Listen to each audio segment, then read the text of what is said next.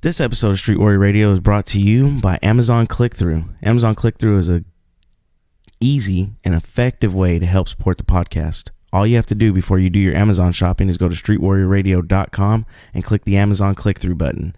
It'll take you directly to the Amazon site like you weren't even missing a beat. You can purchase anything you were going to purchase there already, and a small proceed goes to streetwarriorradio.com. Doesn't even add on to your purchase. Amazon just does us a little favor, gives us a little kickback. Just help us out. That's all we're asking. We also want to thank Top Notch Tactics for these awesome microphones that they have gifted to us. We're still waiting on their information. As soon as we get it, it's going to go up on the website, but we want to thank those guys in advance. You can support the podcast by going to our website and clicking the link for Amazon Click-Through. That's streetwarriorradio.com. Supporting great causes is not only a great way to support organizations within your community, it's a great way to support yourself. We at Street Warrior Radio encourage people to look into noteworthy and honorable causes and help in any way, shape, or form. One of those causes is Blue Help. Their mission is to ensure that no law enforcement officer sees suicide as a solution, to honor the service and sacrifice of the law enforcement officers who have died by suicide, and assist surviving families of law enforcement officers who have died to suicide by offering education and resources that help build resilience in officers, and the hope is to cause prevention. They can be located at wearebluehelp.org, or you can locate a link to their website on our website at streetwarriorradio.com on the left-hand side of every page of the website. Again, please support good causes. We encourage it. Thank you for listening to the podcast and enjoy.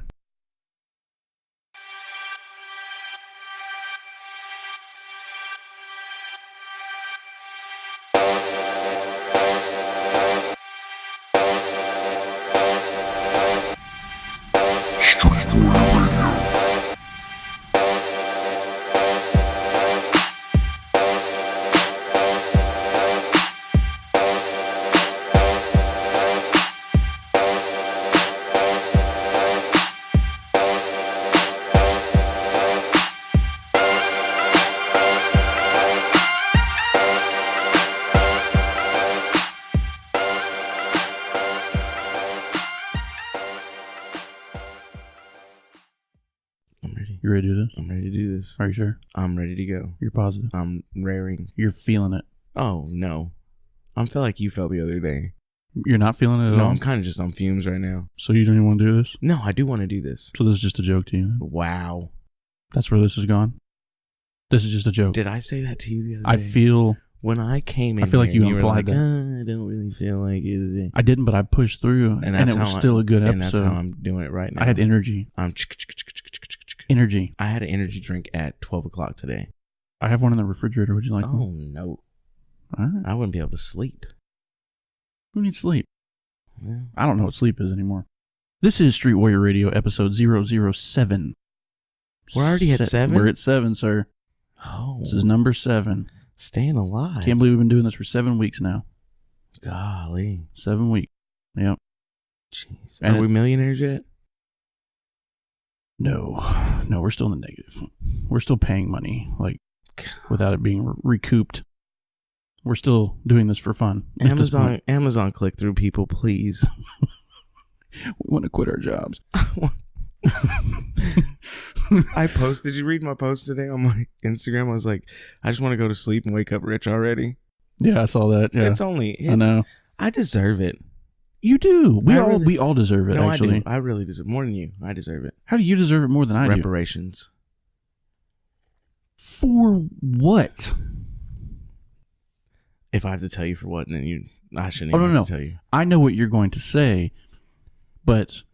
Well, I have Cherokee in my bloodline, so all that land was taken from me. First, do I need to go back into my Irish ancestry and tell you? You wanted to come here. You guys wanted to come here. To escape tyranny. Well, you escaped. Guess what? Guess who's not being tyrannized? I'm owed reparations from the British government. Well, that's something you can take up with Britain. And, well, actually, it is all the British government because, well, I mean, technically, I mean, you know, when Irish immigrants were coming off the boat, in New York City, the males were immediately conscripted or they were kicked out of the country. Hey, you want to be here or not? I mean, I'm already here. The Indians were already here. They didn't get a choice to be conscripted. Here's the thing. I'm not owed anything. You know why? Because I wasn't a part of any of that. I make the decisions for my life. I want my reparations. You're not getting reparations. I'm going to get a casino. Well, that'd be pretty cool, actually. Casino del Bigbo. Casino del Bigbo. Where would you put it? If you were going to open a casino, where would it be? In my backyard. In your backyard? No, I mean seriously. Seriously? Yeah, like if Dallas. But that you can't do that in Texas. Well, that's what. Listen, you gave me a hypothetical question. I'm giving you an answer. Okay. You asked me where I would put it. Of places you can legally have a casino. Oh, Arizona. They have casinos in Arizona? Fuck yeah, we do. I didn't know that. Yeah. I thought it was just like... That's where I got the name, actually. So there's 2 casinos. I mean, I'm really ignorant to that. Cause so where I'm from, the closest casinos, and they both have the same name. One's just in English and one's in Spanish. There's Casino of the Sun and Casino del Sol. Same thing. It's the same name, but they're 2 different casinos owned by 2 different tribes. Oh my God. It's hilarious. I didn't realize it, because, they've been open almost I wonder my who whole came life. up with which first. One of them was like... Casino del Sol was there first. I believe that because, you always want to go with like the trendier name, right? Mm-hmm. And the other ones were like, sons of bitches. Casino of the Sun. Fine. Casino of the Sun then. Motherfuckers. Because Casino del Sol Dos just sounds retarded. It does sound retarded. And it wouldn't even make any sense. It wouldn't even make any sense. It would only make sense if the people of the original one open Dos. They should have called it like... I honestly didn't realize that they were the same name till I was like a junior in high school. I was like, wait a minute. It was like after I failed Spanish twice. I was like, wait a minute. They should have... You know what? They should have gone the total opposite route with that. They should have named theirs like Casino de la Noche. They should have. Yes, very... Casino of the Sun, and then we have Casino of the Night. We're crazier over here. Oof. You don't want to mess around over here. No, you don't mess around over here. No. We have like skinwalkers and things over here. It's crazy. Bliggity blah blah. Yeah. Yeah, but no. And I'll be waiting that lawsuit from some casino. They won't listen to this episode. They probably won't. Nobody else does either. People are going to pick this up once it gets trendy. And they're just going to go in there. No one goes back to Joe Rogan's first episode. I did. And just starts from zero. I did. And I was like, what the hell? What was it about? Because it's horrible. Is it? Yeah, because, his first ones, and that's like everybody's. Like, his first, several episodes, it looked like it was recorded. You remember when, flip phones first got cameras? Yeah. I've seen the footage, but and they're, super grainy. The audio's terrible, and it's just, it's way less organized than it is now. He's on, his 1,000th episode. I think he's above 1,100. that. I think he's almost at 1,100. Okay. You know what? Speaking of podcasts, I found another one the other day, and I've listened to, probably 20 episodes now. Mm-hmm. It's it used to be called Nerdist, but now it's called Idiot with Chris Hardwick. Huh. And he's a stand-up comedian, actor, and anybody that follows The Walking Dead, he hosts a show called Talking Dead After. Yes, I know okay, is, yeah, it's that guy. Yeah. He interviews, everybody. I mean, all these different celebrities and filmmakers, musicians, all that kind of stuff. What's cool about his podcast is it's funny, right? The episodes are about an hour and a half long, Yeah. Which is easy to digest, but he asks them they have real conversations. It's not some fluff, thing. They have real conversations that kind of picks their brains apart. Pretty interesting. Yeah. I highly recommend it. Okay. Might add it to our podcast list on the website. Maybe. Yeah. All right. It's getting big. Anyway, this is Street Warrior Radio episode 007 with your hosts, the Big Boha. Big Bo, that's me. And me, JC. Jesus Cristo. Resident of Today's Casino Ash Wednesday. del Sol. It is Ash Wednesday. It's Ash Wednesday for all the Catholics. Shout out my Catholics. And a bad day for Ash Wednesday in Florida. One of the pictures, as we record this podcast, there was a active shooter in Florida, which we're going to talk about later in the podcast. Mm-hmm. But there's a terrible picture of a female. She's got the Ash Wednesday, the cross on her forehead, and she's crying, holding somebody. Anyway, so I'm going to open up the podcast. I'm going to read something real quick. Go ahead. Something I wrote. And I felt it was kind of appropriate for the times that we're in right now, considering the fact that we're almost we're getting to the point where every couple of days we're losing an officer. Yeah. This year, and to violent to gunfire. Well, not and all only that, but we'll get into it later. Go ahead. Yeah, we'll get into that's it fine. later. All right. It's called See Me. See Me. I'm a police officer. For those that support me, you know the following to be true. For those that hate me because of the shield on my chest, I cannot speak for others like me, but most of those like me would tell you the same thing. I want to be free as much as you do. I am not your oppressor. I do not occupy your city. I do not target those who do not look like me. And you should know, I do not tolerate those hiding behind the same shield I wear who do those things. Like you, I haven't lived a perfect life. I'm human. I make mistakes just like you have. I carry tools that you fear, but those tools are designed to preserve life, both yours and mine. And you may not understand that, but you will if I ever have to use those tools to protect you. I am here to help you. I am here to fight for you when you cannot. I am here to keep the peace and uphold the Constitution and laws of our unique and beautiful republic. I am here to keep and restore order when others seek to disrupt it. I have bled for you. I have cried with you. I have stood by and listened to you in your darkest hour. I have laughed with you, and I have served you. Regardless of your race, sex, religion, or sexual orientation, I will uphold the oath I swore, even if it means I die in the process. We, however, share a common enemy, those who prey on the innocent and exploit the helpless. I'm a police officer, and I am not your enemy. You may not always agree with me, and I may not always agree with you, but we ultimately both want the same thing: peace. But for those who do prey on the innocent and exploit the helpless, I am your enemy, as you are mine. I will hunt you down and put you in a steel cage. I will fight you for those you have hurt as if they were my only priority on this earth. If you try to kill me, I will fight back, and I will fight back with a ferocity the depths of your nightmares could not fathom. Should my body and my mind fail me, and I lose, others like me will continue the fight. You cannot win. We will not allow it. I am a police officer, a man, a husband, and a father. I serve by choice, influenced by a calling for something greater than myself. For those of you who do support me, I hear you and I thank you. For those of you who do not, simply because they do not understand me, then see me. Take my hand and follow me. There's much to learn. Be safe. And that's that. I just felt like that was... That's really good. I actually wrote it a while back, kind of made some amendments to it today. Good. Just because of everything that's gone on lately. It's true, man. I agree with it. I mean, it's just like... I don't know. It's interesting. I reposted something when you were on Instagram hiatus. I wasn't on hiatus. My phone broke.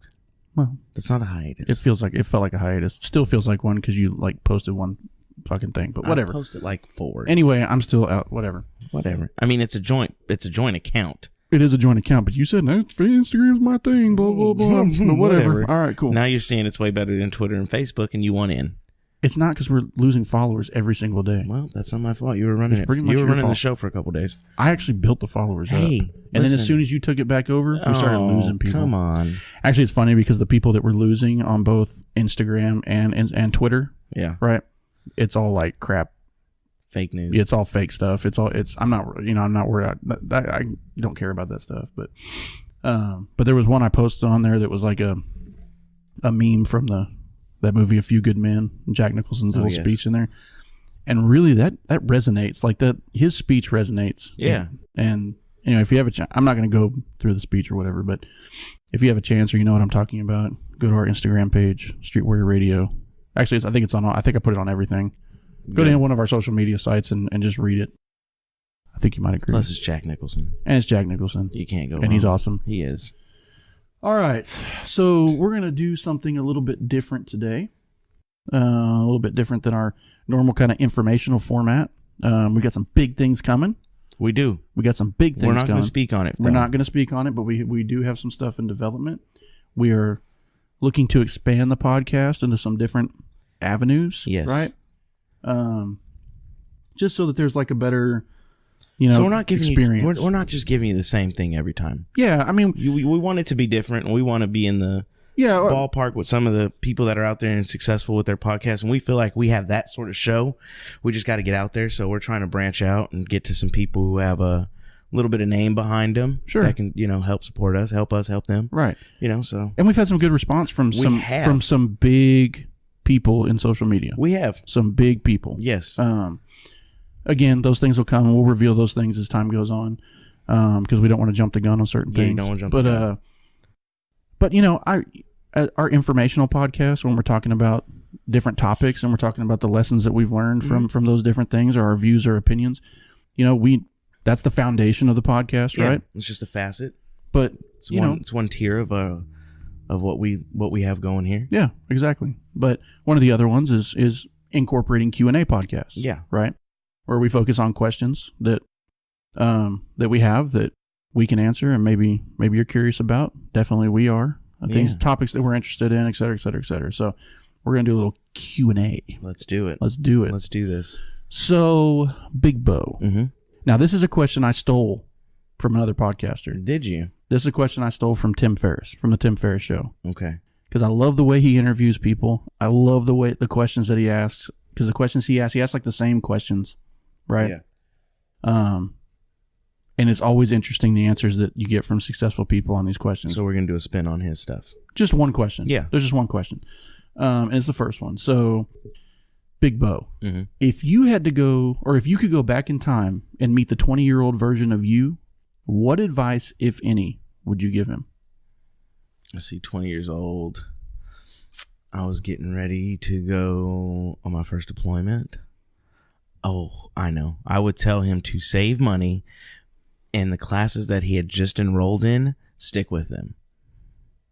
Because I enrolled in like communications, English 1, and history 1. Yeah. And then I was like I think a week before the class, I was like, I'm not going to have time for this. Drop them. I'll do this later. I don't need this. I'm going to be in the Army 20 years. Right. You don't need a college education. And I would tell him to save his money, because, I was just 20 years old, and it seemed like every year in the Army was like the most amount of money I'd ever had in my life. So you were the richest guy in the world. I was the richest guy in the world at that point. Plus, I re-enlisted over there, so you get a nice fat bonus. It's tax-free. And I did some wise things with it. I got a car, but I also did some stupid stuff with it and got like a white gold grill. Right. I didn't need that. No, yeah. I didn't need the grill. It's crazy some of the stuff we buy. Yeah, I didn't need a grill. And I think I went me and my boys got back, and we just went on a shopping spree in the mall in Savannah. Well, you got all that deployment money and all. We all had it. Yeah, we all had it. And, I saved up enough plus that. And I was just like, I got it. And now I wish I had it. I really wish I would have done a lot more with that money. So I definitely tell him save money and continue on in your college education. Right. Yeah. Just so I'd be done with it now, man. Yeah. So I wouldn't have to be worrying about it now. Sure. So those are probably the things I would tell him. Just be smart. It's good advice. Yeah. Be smart. What would you do if you could go back and talk to 20-year-old JC? If I had to talk to 20-year-old JC, I would punch him square in the fucking throat. Wow. Yeah, I would. 20-year-old JC was an idiot. Wow. Seriously. JC's still an idiot, but 20-year-old JC was like super idiot. 20-year-old JC was making terrible life decisions. Was he? At that point? Yes. Yeah. Wow. But the thing I think the thing that I would go back and really harp on, because in some of those bad decisions, I learned a lot. I learned a lot of good, important life lessons. Some of them on a financial scale you pay for a long period of time, yeah. like being 18, 20 years old, and you get that thing in the mail that says, hey, you're approved for a credit card. And you're like, yes. Free money. Apply. Free money. Right? And then you apply, and they're like, we'll give you $3,000. Yes. Wow, my first credit card was $500. I think the first offer I got was like a $3,000, but the one I ended up doing was like a $1,500 one. Wow. So I got a $1,500 Visa credit card. Wow. Right? And I think I maxed that out within like a month. Oh, I maxed mine out in one night. I went to a casino with it. Well, and got cash advances off of it. If I had even not, at that age, I think I would, if I'd even like had an inkling about like something like a casino or whatever, I would have like, psh. Well, but where I was living, casinos were like super far away, and you just didn't really think about it. Actually, I went to the mall and bought a pair of Jordans and a pair of Gap jeans. And then I went to the casino and got a bunch of cash advances and a bunch of drinks. And I didn't win any money that night. And, well, that's a double whammy right there. I was playing roulette with one of my friends. Well, see, I was in the music thing back then, right? So I'm like, $1,500, that's a new amp, that's a new bass, that's new this, that's new that. So I started just buying all this stuff, right? And what's funny is, 6 months later, I'm like in the pawn shop, like I need money for rent and stuff. God. But if I had to go back and grab 20-year-old JC, I would tell him that you need to not get so down on yourself and down on the world when things don't go your way. That's pretty good. Because when stuff wouldn't go my way, when stuff was like not working out for me or whatever, I would literally get like super depressed and be just like ready to quit. And sometimes things I just did quit. I was just like, you know what? It didn't work one time, and so I'm going to give up, right? Right. I didn't have the maturity or the courage to pull my britches back up and, let's go at this again, And like, shortly after that, like I went through a real like the kind of depressive phase where I was just like, I don't know what to do with my life. I don't know what I'm supposed to be. I don't know. I had like no answers. It was just like this abyss of I don't know. Well, that sucks. And I think, I think if I had that kind of advice or whatever, I think maybe I would have looked at things a little bit different. Maybe not. Maybe I wouldn't have listened to it. I don't know. 20-year-old JC may have not listened to that kind of stuff. I mean, I probably wouldn't have listened to it either because it wasn't like nobody was telling me to. I mean, I had a cousin who pretty much took my whole military bonus and put it in a bank account for me. And was like allowancing it out to me as I needed money. What's a bank account? The funny thing is I had USAA, and that's who gave me my first credit card, and I totally just crapped on him with it. And like now being an adult and being like, hey, I know I screwed you guys. How about another credit card? And they're so reluctant to give me another one. Even though I paid it off. I wouldn't have given you another one. Yeah. So, I mean, I maxed it out. I missed 2 payments. They closed it out. And then 6 months later, I paid it off. Yeah. And we were all in good standings and USA loved me and it was all good. But then like they never wanted to give me another one until just last year. So yeah, that's pretty much what I would have told myself. Yeah. Again, I don't know if I'd have listened or not, but you never know. Yeah. All right. So what are some of the things or processes you do in order to make improvements on your life? Well, it's interesting. You'd actually brought up a concept to me a while back about self-evaluating every so often. Yeah. So I don't think I really look at things like I don't think I really look at things in like a totality, like I look at things more like on an individual level, like kind of like or an individual category or whatever. I tend to categorize stuff. And so, I'll look at things and I'll be like, okay, well, I'm not doing this right. Like let's say my job or something within my job, and I'll tend to subcategory it, and then I'll look at that individual thing and I'll be like, I need to do this better and this is how I need to do it better. I wouldn't say that necessarily like I go through like a process where like I'm, constantly reevaluating stuff. I don't know that I consciously do that. I probably should. But I tend to look at stuff when it comes up. Yeah. If like a problem comes up or whatever, yeah. Now there's certain like life things that, like I got to get better at, like, I think most people, myself included, could always, reevaluate, financial situations or health situations or, et cetera, et cetera, et cetera. Or like how you're parenting or, things like that. Parent perfect. Views on you don't. I'm a perfect parent. Perfect parent? Oh, probably top 5.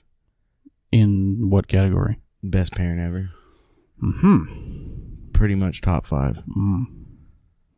Well, I'm nowhere near that. but I do try. It's something you got to work on. Yeah. It's something you got to work on. I just got to keep it up. Yeah, no. Right. I mean, not everybody gets it. Stupid. But when I do see something that I've identified that like needs some correction or whatever, I'll think about it quite a bit, try to look and see if I can identify what I'm doing wrong or what needs to be improved on, and I also seek the advice of like the closest people in my life, my little circle or whatever. Yeah. Usually almost always start with my wife, and then I'll move on to like me. You or yes. Whoever. Number 2 on the list. Number 2 on the list, but and then I'll kind of seek that advice, right? Because different perspectives, different points of view will often open your eyes to something that you weren't seeing. Yeah. You're often looking inside instead of looking at the problem from outside of yourself, So, I guess that's kind of how I do it. What about you? I'm the same way. I just, like I've said, I reevaluate things in my life all the time. One of the best ways that I've found with me to try to consciously make the changes is I write stuff down. So like I spend 8.5 hours a day in my office. Yeah. Or like in that area. I'm not sitting in my office the whole time. Right. But in that area. So like I have like tons of Post-it notes, and I have my own little whiteboard. So like I write down goals on there. And that's a good idea. Every time I see it, I'm like, oh, there's my goal. I need to try to get to that goal. So that's how I try to do things that I want to reevaluate, like especially working out or eating healthy or sure, just little things that I want to accomplish. Like my syllabus that lays out everything that needs to be done in my classes is up there. And so every time I do one of those, I just X it off. So like, I know it's done, and then like I can look at that. I'm a person that constantly needs reminding of doing things because I'm always getting pulled a million different ways. And so is everybody else. I'm the same way. I'm the exact same way. Like there'll be things that like I know have to get done, or the honeydews or whatever. Yeah. And man, it's not that they're I know my wife thinks I don't listen, right? And I think probably everybody's spouse thinks they don't listen, but especially if it's the male to or female to male delivering the message. But they think we're retarded. Well, we are, but it's not really that. It's that I'm very singular focused sometimes. And so like stuff will get pushed to the back burner, and then I'll completely forget about it. I won't even think about it anymore. I have a horrible memory. Horrible. So those Post-its really helped me out. And then I got that from actually listening to a podcast. Yeah. Funny. And there was a wrestler on there because I'm really into wrestling people, yes. And this dude, Jinder Mahal, was on there, and they were asking him, like, how do you achieve your goals, and what are some things you do? And that's what he said. He's like, I have a notebook I carry everywhere, and I constantly write things down in my notebook. And he was like, I'll look at my notebook the day before, and I'll see like, oh yeah, this was really important to me yesterday, so it's important to me today, and I'll rewrite it. Yeah. He was like, so it just keeps building that repetition to where it's just burned in my brain because I've written it 30 days in a row. Yeah. So I was like, oh, that's pretty cool. And I didn't take that, but I just put a Post-it, and I come in my office. I'm like, oh, there's my Post-it wall. And that's actually a really good idea. And I've heard like there's a lot of different, you look at different systems or whatever, like how to improve your life and blah, blah, blah. But there is a consistent thing in a lot of those of like writing your goals down. Now, when it comes to like planning certain things, like things that I'm very passionate about, I will make notes. I will write stuff down. Yeah. Like whether that be the podcast or firearms training or, whatever, I will develop little outlines, little specific goals, little, notes to myself, etc. Yeah. You've got to keep myself, reminded of what all the different tasks that I need to accomplish. Other stuff that I may not be so passionate about, I tend to have a bad habit of like pushing those to the wayside. Everyone does, and not thinking about them. Because you don't want to deal with them. Yeah, you don't want to deal with them. But I think if I had a reminder, it'd be like, oh crap, I gotta get that done. I used to have Post-its in my truck for a while.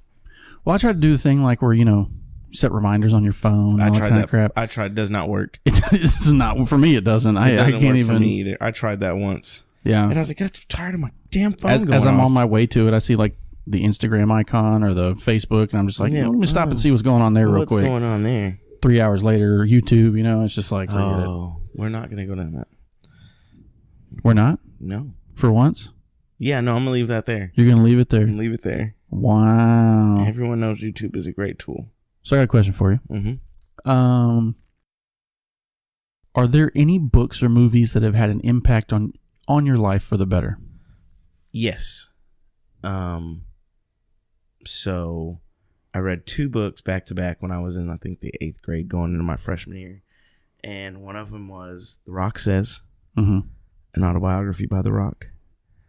Again with the wrestling. Yeah. And that really, that one was really good because everyone knows his story now, that he was super broke. Right. And he became super successful. Well, he talks about that in that book. God, that was 1998, 1999.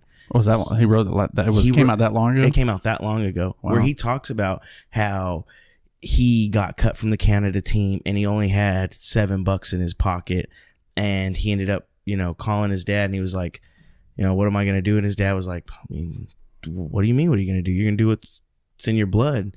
You're going to call Pat Patterson and you're going to become a wrestler. And he didn't know anything about wrestling other than he had grown up around it his whole life, but he just took to it. He was a natural, blah, blah, blah. Everyone knows his story. Well, I mean, he explains that in that book. And like, that really spoke to me because I grew up super poor. Yeah. So I was like, man, like this dude was poor. Like everyone thinks like, oh, because his grandfather was a wrestler and his dad was a wrestler, they had money. Well, he didn't. They didn't have very much money. Right. He lived with his mom. His dad was on the road. And it's just like, man, that's sort of my life. And so that kind of spoke to me. So like, it was just like, well, if this dude can do it, anybody can do it. And I mean, he's the biggest name out there right now. At the time he was. He's huge. Even then he was. I mean, for me as a kid loving wrestling, like The Rock was it. Like Rock, Stone Cold, and they were the guys. Yeah. And then I read a book called Forged by Fire. And it's about this kid who grows up and his mom is very abusive to him. She like burns him with cigarettes and burns him with lighters and everything like this. He ends up going to live with his grandma, and his grandma dies and he has to move back in with his mom, and she's changed her life, blah, blah, blah, blah, blah. Right. But it's just like, the things he saw didn't define him, and the things that happened to him as a kid didn't define him. He turned out to be like this super successful basketball player. Sure. And his stepdad beat the crap out of him and like molested his sister or whatever, and he ended up burning in a fire.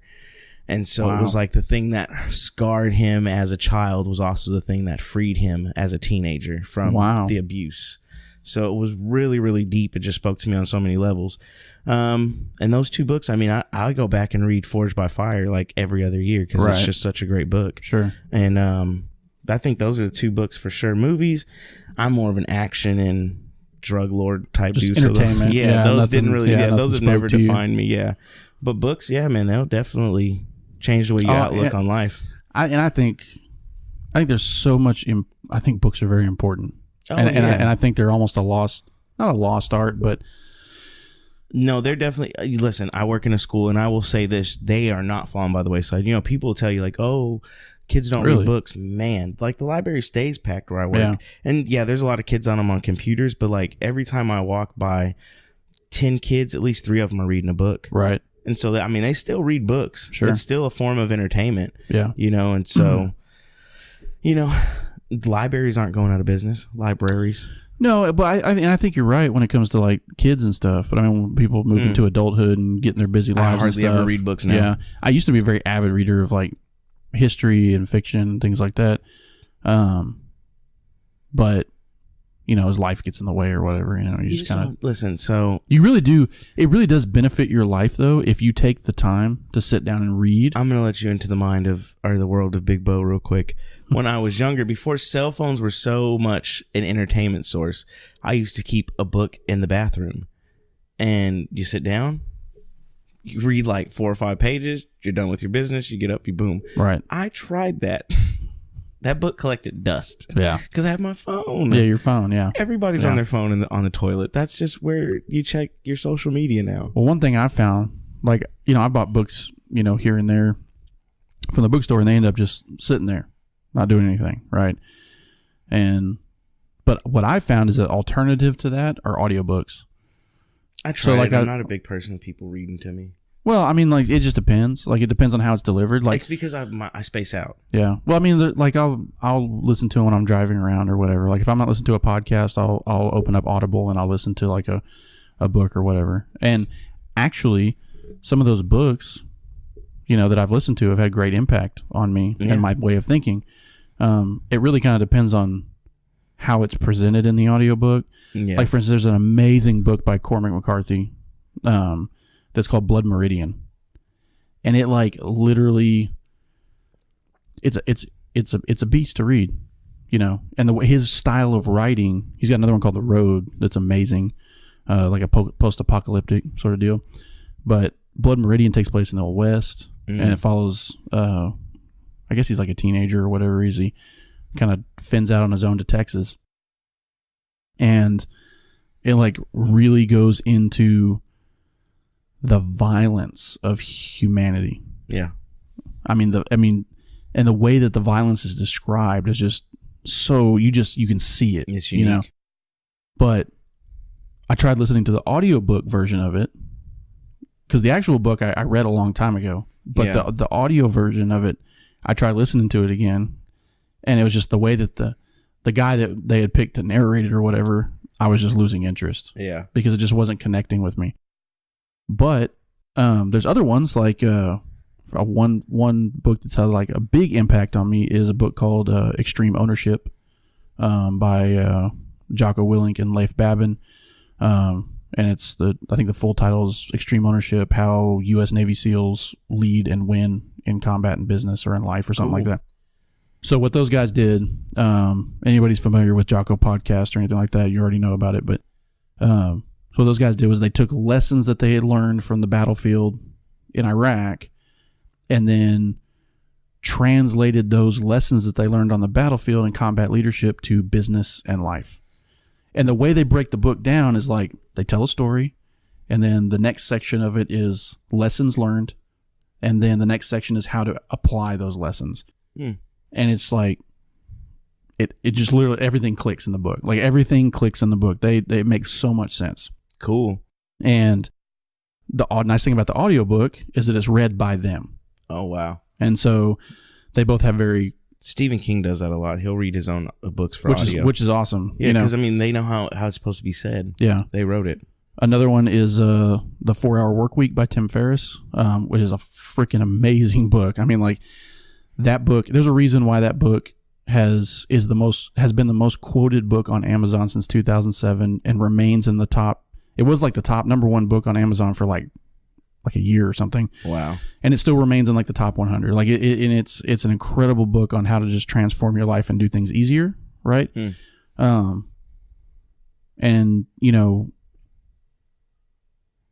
I look at it like I can see how like really entrepreneurs and stuff like could really take that information and really like, and now as we're getting into kind of entrepreneurship with things, those are things, lessons I learned in the book, you know, that are literally they're life changing. I mean, you read this stuff and you're just like, wow, you know, and you can apply those to your life. What are the last 2 books you read or listened to? The last 2 books, the 4-Hour Workweek, and I'm currently listening to 12 Rules of Life by Jordan Peterson, who's amazing. See, now I just read conspiracy theories books. Yeah.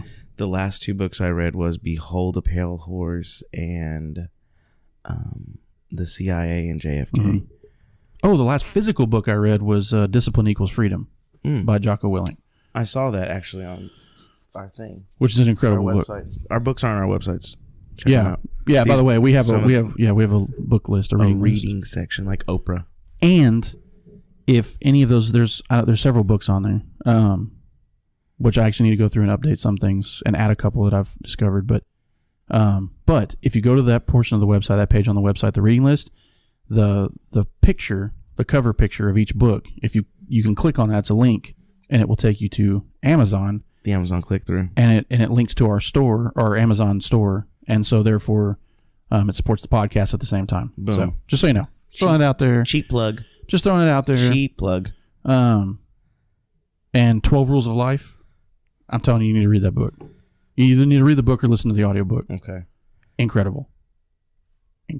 Wow.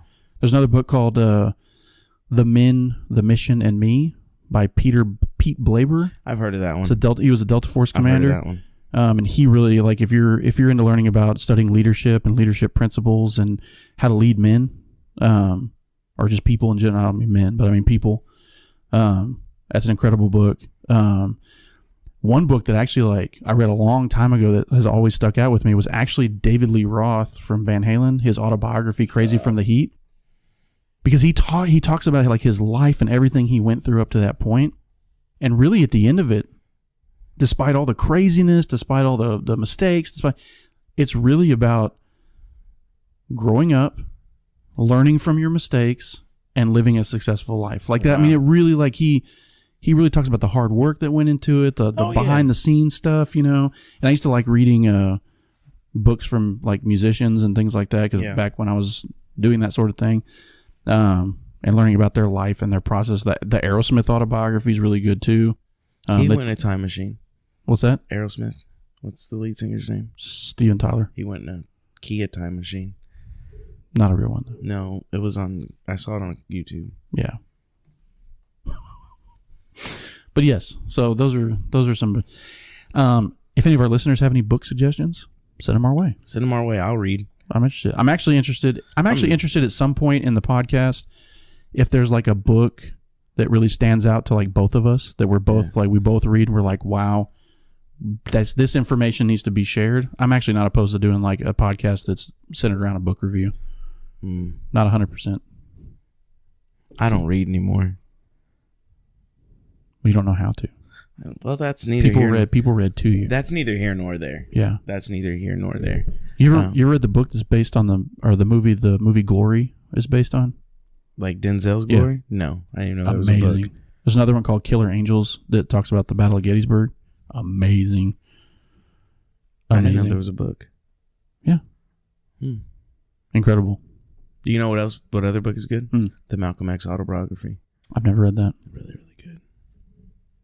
Really good. Never read that. Yep. What advice would you give a person looking into being a police officer? Don't do it. Did you say don't do it? Is that what you said? Don't do it? I did say that, but I'm kidding. Oh my gosh. I'm kidding. Honestly, there's basically like kind of like three simple things. Yeah. Stay true to yourself. Right? Mm-hmm. Always be fair. And don't fall into cliquish behavior. That's always be fair is definitely a good one. I think those three things will get you by. I would say don't get wrapped up in your job. Yeah. That's another good one. I mean, there's several, but I mean... Don't just hang around cops. Don't just think like a cop. You have to turn it off. You have to turn it off, because if not, it will consume you and you'll turn into a person you don't want to be. Yes. That's very true. Yeah, I mean, that's probably the biggest thing I would say. Is just stay true. Yeah, stay true and be fair. Those are really good ones. You stole them from me. Another one I think would be like take the mistakes and the things that you've done in your life and don't forget them, because people have a tendency to get on a high horse. And it's easy to do. It's easy to do behind that badge and the uniform and all that stuff. Because you're upholding the law. Yeah. And you're trying to set an example, exactly. And I'm this and I'm that, but no one's perfect. But you got to realize that the people that you interact with are people too, just like you, and they've made a mistake. Yeah, and you. I mean, there's some things that are obviously abhorrent, and it's just above. It's just like but your average person that commits a low-level crime, intentionally or unintentionally, whatever, stealing from the Kroger or something. Yeah, I mean, you got to realize. There's a reason they're doing that, and that doesn't mean you give them a free pass. No. But it will help you understand the reasoning behind it, and you can be compassionate to it. And there's tons of examples of, like, we'll take the theft example for, somebody that's hungry, and they stole food. Yeah. Come on. I mean, yeah, and you know what? And you may run into a situation where the business wants to prosecute. And if they want to prosecute, well, you got to do your job. Your hands are tied. But... It doesn't mean that you have to lose your compassion. I'm not telling people to go I'm not telling cops to you need to go buy groceries for people or buy food for people. I'm not saying that. But you need to have an understanding of the situations that people go through, the life situations. Treat them like a human being. Treat them like a human being. The golden rule applies. It really does. As cliche and stupid as it is. Treat others how you want to be treated. Yeah. And it would get you a long way. Yeah, if you have to take that person to jail because the store wants to press charges, don't be like, let's go, we're going to jail. Just be like, hey, man, look, this sucks. My hands are tied here. Yeah. I understand where you're coming from, but and you know explain what? It to them. At the end of the day, we're going to take you somewhere that's got a lot of different programs, and you're going to be able to eat, and you're going to be able to sleep in a warm bed tonight. Yeah. I've had people thank me for arresting them. Sure, I have too. You know what I mean? I've had people thank me for writing them a citation. Yeah, it's just about how you approach the situation. Sure. Just remember that. I mean, you're a human, they're a human. On the flip side of that, about being compassionate and all that, I would also say, don't take shit from people. Don't take shit from people. There's an expectation among cops that you can't be offended, quote unquote, and that you can't basically have an emotional reaction to anything. Yeah. So, which is true. I disagree. You can't have an emotional. You can't have an emotional reaction to something. You have to be able to control it. Well, yeah, that's what I mean. Like, that's what I mean when you can't. You have to know how to control it. Me, I just laugh most stuff off. But if a police officer is standing there and you have some bad guy or person, whatever, that's motherfucking your face, and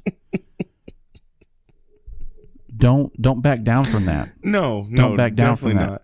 If you got somebody that's making aggressive movements towards you and you're so worried about all the exterior things that may come your way, you can't worry about that in the moment. You know why? Because that leads to mistakes. Yeah. And it leads to people getting hurt. Yep. Right? Just motherfucking your face, you're funny. I'm just saying. I know what you're saying. Just throwing it out there. Another thing, though, would be to never forget the level of importance and the weight that your job holds. Yeah. Because you are a consequence to other people's actions. Yeah. And their interaction with you could hurt somebody else down the long run. Yep. Just understand that. Yep. So, follow up to that, right? If your children wanted to be cops, now we're taking a random person out of the equation, right? Yeah, this is some putting you in these 20, 21-year-old that's like, I want to be a cop. What should I do? Right? If it was your children and they wanted to be cops, how would you approach it? Right? How would you approach that subject given the fact that you're in the business? You've been in the business, so you know all the stuff behind the closed doors, right? Not that there's anything nefarious, just that you understand that every business, every industry, government or otherwise, has internal politics. It has these different things, right? These different dynamics to it, but also the social climate with law enforcement and the fact that there is a quantifiable, ever-growing threat towards people in this business. And that's apparent in the number of the rise in assaults and deaths and things like that. So knowing the dangerous environment and knowing all the dynamics of the job, if your kids came to you and were like, we want to be cops, what would you say? No. I agree. I would say no because I wouldn't say no for all the reasons you named. I would say no because I do this to give you a better life. I do this so that you don't have to. I do this to open doors for you later on down the road. Yeah. Like, it's something one of my friends in the Army started saying, and I'm sure I heard it before he said it, but he just always used to say it. And it's, don't be like me, be better than me. Sure. And that's how I feel for my kids. Like, and that's how you should feel. Everyone should feel that way. I agree. If you're a supervisor at a grocery store, nothing's wrong with that, but you don't want your kid to do that. You want your son to own the grocery store. Exactly. You don't want him to run it. You want him to own it. Yeah. And it's the same thing with my kids. I don't want you to be a cop. I want you to be, if they want to come in, if they're so hard up, like, Dad, I really want to do this. I'm going to be like, look, Bigbo Jr., why don't you go be an FBI agent? Right. Don't be a beat cop. Be better than go a beat get your cop. college degree. Go get your college degree. Go into CIA. Yeah. Go be federal. I already did the local. Go be federal. Do something like that. You know. But then on the flip side with me, if my kids said they wanted to be in the military, I would be like, let's go to the recruiter's office. Right. But I would be like, don't go to the Army. Go to the Air Force. But you having that experience though, you and especially having active duty, right? Yeah. Where that was your full-time job. Yeah. And you lived it and you everything. You also have a good feel about like what job, because you go into police work, right? And that's what there is. It's police work. It's police work. There's no multiple MOSs or things like that. There's things within that, right? The special units and things like that. Canine, maybe narcotics. But you're still a cop at the end of the day. Depending on where you work. Yeah. Right. But with the military, right? There's there's thousands of jobs, yeah. you know? And so you kind of have a way to guide them and to have knowledge about different jobs. It would be an easier process for them. Sure. The police is no easier process. Yeah, I mean, it's not that I don't think this is a great job. I do think it's a great job, but it's just like a boxer. Yeah. They don't want their kids being boxers. Well, they want their kids to be promoters. I kind of look at it like this. So I look at all the experiences I've had, both good, but mainly negative, right? Like the good experiences, you get like a ton of fulfillment from, right? You're like, well, this drives me to do what I do. But the negative ones are really negative. And there's bad experiences, and there's things that you go through that most people don't go through. Yeah, and this job wears you down. And it does wear you down. And you got to be a certain person for this. Right. And I see one of my kids being that certain person. And that's what would make me steer them. I don't want the pain I felt, the things that I felt and experienced. I don't want them to ever go through that. Yeah, and that's my protective side. I don't want them missing holidays and birthdays and all that other stuff. No, right. Yeah. But if they were determined to do it, if they were absolutely determined to follow in Dad's footsteps and all that kind of stuff, I'd help them every step of the way. You'd support them. Yep. But you kind of try to steer them into that. Hey, let's go to college first. Yeah, let's do that first.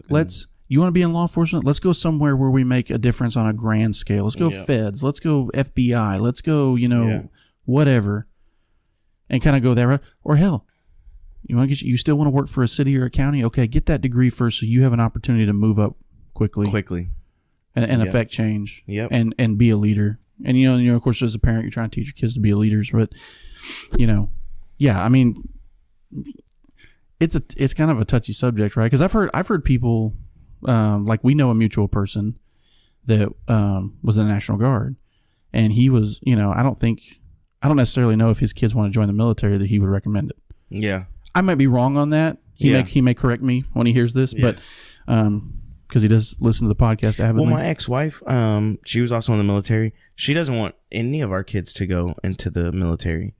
Because she's just like, no, they're better than that. And I'm like, well, I think there's a lot of natural fears there, juniors. Of course. But us having touched those things, us having touched the world of law enforcement and all that, you know everything that goes with that, and it's kind of like, no, I don't want my kids to be a part of that because I want to protect them from that, right? I think that makes sense. Yeah, I don't know. I could be wrong. We could be wrong. Could be wrong. Could have no idea what the hell we're talking about. Right. Which is a very good possibility. No, you know what? I've been told I don't. So I want to ask you this question. Okay. Actually, no. Ask me this question. I want to ask you the next question. Okay. Because I'm very interested in your response to the next one. Do you think the criminal justice system needs an overhaul in relation to unfair punishments when it comes to DWI offenses and family violence cases? Now, this was a listener submitted question. Was it? Yes. Oh, awesome. So, and thank you for this question. This is a very important question. I think this is a very important question. Yeah. Because this question transcends. If you take the DWI part of it and the family violence part of it out, I'm just take that out for a second. Mm. And this really, actually, no, you know what? I'm going to save it for the next one. Let's just answer this one specifically. Okay. All right. So when it comes to DWI offenders and family violence cases, do I think there needs to be an overhaul? Yes, absolutely, 100%. And here's why. Okay. A large majority of DWI offenders are repeat offenders. Yes, they are. And I do not. That's not something we're making up. No, that's legitimate. Google that. That's legitimate numbers. I do not believe. And how many people have you stopped? How many people have you dealt with for DWI that have one previous, two previous, three previous? Well, there's a reason that they have that sort of conviction. Yeah. Because there are people that do it. They didn't just pull that out of a hat. Correctly. Now, there are always first-time offenders, right, that make a mistake. Yep. And they make that mistake and they're like, God, I'm never going to do that again. And they fix the problem. Boom. But there's other people that don't. And there's a lot of people that don't. And a lot of people. The punishments, I don't know what it's like in every state. I don't know the laws in every state. I can only speak for the state of Texas. And I can tell you in the state of Texas, the penalties for DWI are way too unsevere. Lenient. They're way, thank you, lenient. They're way too lenient. A Class B misdemeanor in the state of Texas is one step above a ticket. Yep. Okay? And that's what you get for a first-time DWI. Yep. Now, if your alcohol concentration level, your BAC, is above a 0.15, it will bump it up to a Class A misdemeanor. 2 steps above a ticket. Yep. Okay? if you get a second DWI, if you have a conviction for a first DWI, which most people need which to a look lot of this up. people that get DWIs have. And you can look this up. This isn't something I'm making up. I'm not saying either way. I'm just a police officer. I'm not a lawyer. But most people who get a first-time DWI plea out to a lesser charge. So it doesn't register on their rap sheet or their conviction or whatever that they had a DWI. Sure. They plea it out to obstructing a roadway. For us, when we look at it as police officers, we can see the arrest history. Yeah. But for the convictions, they can't add the double on there because they've pled out to a lesser charge. So now you have someone who's had 2 DWIs. And they get an obstruction of a roadway charge. Yep. Which doesn't even make sense. The first one turned into a ticket. The second one now is going to be their Class B. Yep. So now they've had 2, which should have been an A, but since they pled out, now they're at the B. And it's not till your third one in Texas that becomes a felony. That's only if the first one was a DWI. Well, yeah. Let's say you have 2 previous convictions, and now you're getting your third DWI, right? It could be a Class A or it could be a state jail felony. Exactly. So now you're at someone who's on their third one and hasn't What's learned. the penalty for a state jail felony? Up to a year in jail. 6 months to a year in jail. Not prison, county jail. State jail. It's state jail. Sometimes they serve them out in county jails, depending on how packed. These people kill people. Mm-hmm. Yep. Them being on the roadway impaired, they are now a deadly weapon with that vehicle, and so many people die. Thousands upon thousands of people die in the United States. One of my family. The gentleman I was talking about just a minute ago that was in the National Guard. He has 2 very close friends that were killed, which has made it a passion for him. Yeah, I mean, it's the same way with me. Like, my first year, I led the league. Yeah, led the league in DWI arrests. That's right. You did. I'd like to think that most of them fall into your lap. A lot of them do. A lot of them do. They just fall into your lap. But the penalties for them are just, to me, are ridiculous for 2 reasons. One, because of the public safety dangers that driving while intoxicated creates, right? And 2, and this may be a selfish reason, but the amount of time and work it takes for not only the police officer to go through the investigation process, jump through all the hoops that are required of him to do, the paperwork, everything that's involved. You literally have to do less paperwork for a murder. Well, depending on the situation, right? So let's just say smoking gun. Yeah. The DWIs are smoking guns. Yes. You've caught them red-handed. Yeah. If you catch someone who just shot someone, you literally hook them up, take them to jail. Yeah, and it's a simple. It's a simple report. So, and I get what you're saying there, but you're talking about and then the prosecution time and everything that that goes into on building the whole system. Exactly, you're not getting a return on that, right? Not to mention the justice for anybody that may have been injured, et cetera, et cetera, et cetera. Now there are separate charges when there's injuries, but even then, that's just an upgraded version of the charge. It's just a manslaughter charge. It's not even if someone's killed, it's intoxication manslaughter. Right? It's not a murder. So, yes, absolutely. On DWIs, family violence cases, it's the same crap. Because how many times have we seen the cycle of violence in a home where this shit happens and then these people come back, they come back home, protective order or not, and it's the same crap over and over again. Yeah. If you had more severe punishments for family violence, and kept people the offender incarcerated for longer periods, you have an opportunity, in my opinion, to break that cycle of violence in that particular home. Possibly. In my opinion. I'm like super torn with that one because, man, that one's so crazy. Because there's a big psychological aspect to this. It's mostly psychological. Right. Yeah, that, like, a DWI is something you chose to do. And hitting a spouse or a loved one or a roommate or whatever, that's also a choice you made. Right. But the thing that goes along with it is so much history into, like, how were you raised as a child? Oh, I know. I get it. It's so crazy. That one is so like... Which is why I said that one would be... DWI is an easy fix. Easy, for the most part. For the most part, it's easy fix. But family violence is an easy fix, but it's just so much harder to police. Yeah, and it is more it's a more complicated issue for a variety of reasons. That person could have been beaten 3 or 4 times before they finally picked up enough courage to call someone. Right, but in that, right? Yeah. So let's say you have a larger punishment for a family violence, right? Yeah. Let's say you take it from a Class A misdemeanor in the state of Texas for the first time offense, right? Yeah. And let's say you make it a 3rd-degree felony. Let's say you jump state jail felony, you go straight to a 3rd-degree felony. That's the punishment, right? So that person gets convicted and they go serve their 2 to whatever years. So they're in jail for that time. They're in prison for that time. Yeah, right? the other person's going to move on. In that, hypothetically speaking, you've created enough distance there to have a high probability of breaking that cycle. Yeah. Where we also fail people, not law enforcement, but on the back end of that, where we fail people is in these victims. Yes. And the services for those victims. I don't think enough is done. It doesn't mean that the people that don't provide those services are not working their asses off and trying to do an amazing job, and they're overworked and et cetera.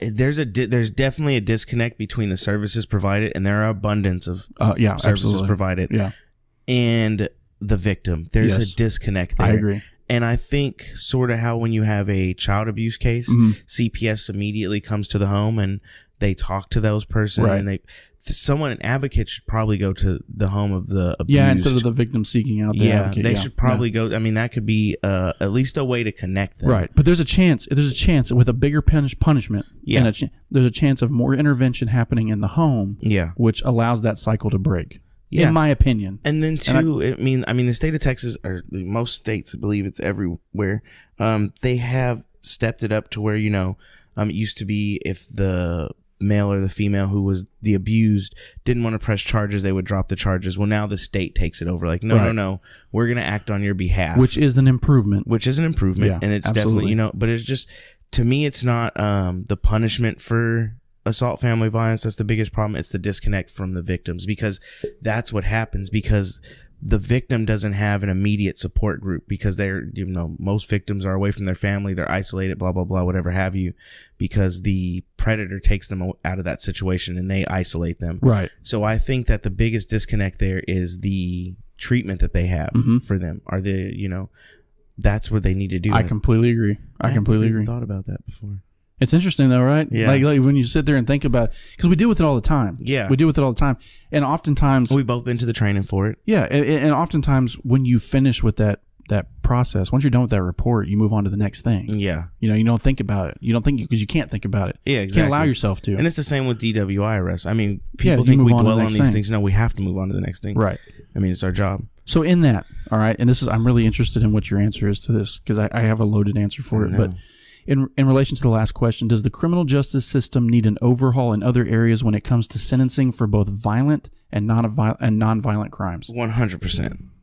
100%. Expand on that. You have 100%. So we have a thing in this country where there's it was the Clinton administration. They implemented mandatory minimums. Yep.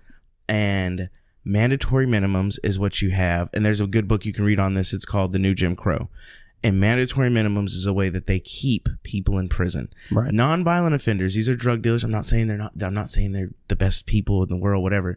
But these people are the ones that are clogging the criminal justice system. Right. These are the ones that are overcrowding jails. Your drug dealers, your smugglers, your people like this, people that you can find better ways to rehabilitate besides sitting them in a jail cell, clogging down the criminal justice system. Then you would have doors and avenues open to where you could punish the DWI guy and give him more. Right. You could punish the assault family violence person and give them more time. But right now, the way they look at those crimes are, well, he just smacked his wife, or she just smacked her husband. Right. We're only going to give them 90 days in jail because we're so crowded here. And I think that's where the criminal justice system needs an overhaul, is you've tied, even our hands are tied for certain things, but we have a lot of leeway. We have, what do they call it? Discretion.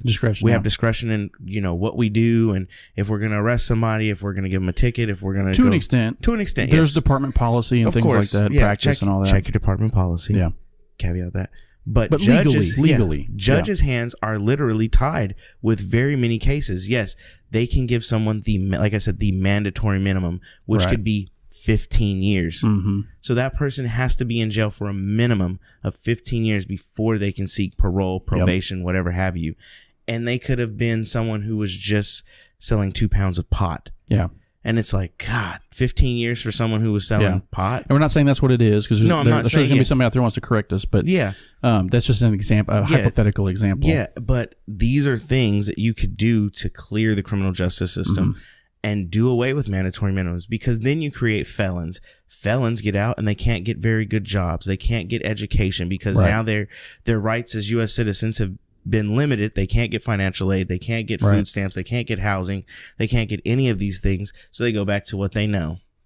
Crime. Do you think, on just a side question, real quick, do you think that people that are convicted felons should have some of their pre-felon status rights restored when they get out of prison? 100%. Because I learned this by watching a reality TV show, Mob Wives.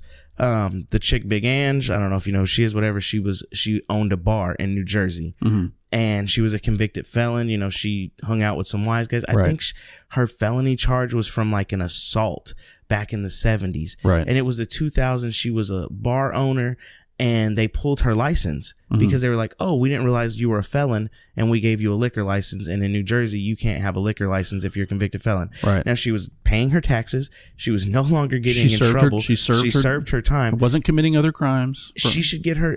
Yeah. I mean, you don't even get the right to vote when you're a felon. I mean, just because you've committed a crime doesn't mean you can't tell me who you want your president to be. Yeah. Or your mayor. But you don't have a say. You're still an American citizen. You're still an American citizen. I mean, if you want to take little things away from them, I get it. Or if you want to put a timeline on it, like, look, if you want to get a license, you've got to show us, or you want to get a business license, you've got to show us that you're going to be crime free for 5 to 10 years. I'd be down with that. Put stipulations on it. Put stipulations on it. Sure, absolutely. If we're going to give you financial aid, you being a felon, you have to have a 3.0 GPA the whole time. Yeah. Put stipulations on it. Maintain standards. There has to be standards. Maintain standards. You have to do. But what about when it comes? Now, I totally agree with you. People. I listen. If you have served your debt to society, right? If you have you did your thing, you got caught, you got thrown in prison. Yeah. Right. You've already got the egg on your face. You've done all that. You got out, and you've committed yourself to changing your life and doing the right thing and being on the right path. We've got to make it easier for them when they get out. I think that you should be able to go vote. I think you should be able to start a business. I think you should be able to go get a job that you want to get. Yeah. I don't think just because you made a mistake or you made a bad decision, you received your punishment. Now, you have people, of course, that are going to just be repeat. And because they're just bad guys. They're just bad people. Yeah. Right? I mean, there's nothing you can do. Which is why I think the stipulation idea is interesting, because you set conditions and you say, hey, listen, you can have all these things back. You're going to have to prove a little bit that you're going to be on the right path. The same way that you had to prove in jail that you have changed and we gave you parole. Because we don't want to sink a bunch of taxpayer money into you if you're going to waste it. You know what I mean? I get it. What about when it comes to firearms? Because felons are not allowed to have firearms.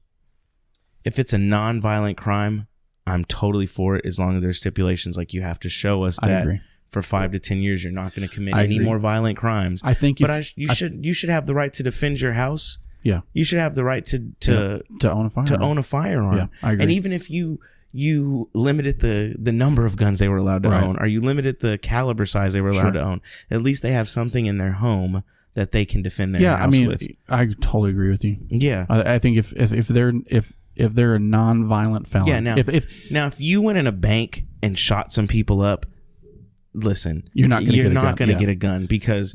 Listen, hopefully you're not getting out of jail ever again. Well, they're probably going to do 25. Yeah, and if you committed that crime when you were 20, but that's part of this whole the system need to be overhauled. I mean, looking at parole standards, and looking at If you don't believe me, look it up. The Clinton administration implemented mandatory minimums, and it was because of the super predator. What was that Netflix documentary? 13. It's just 13, right? 13. Yeah, I was trying to remember it the other day. I was telling somebody about it. It's an amazing documentary. I was trying to remember the name of it, and I couldn't remember the name of it. Because I'm going to open a little can of worms here real quick. Yeah. But we get a bad rap. Yeah. We do, 100%. For race relations. Yep, and it's not us. It's not us. Again, in saying that, I'll just throw the caveat out there because you have to, or whatever, just to satisfy certain people. There are cops out there that are racist, right? There's doctors that are racist. There's white cops that are racist. There's black cops that are racist. There's Hispanic cops that are racist.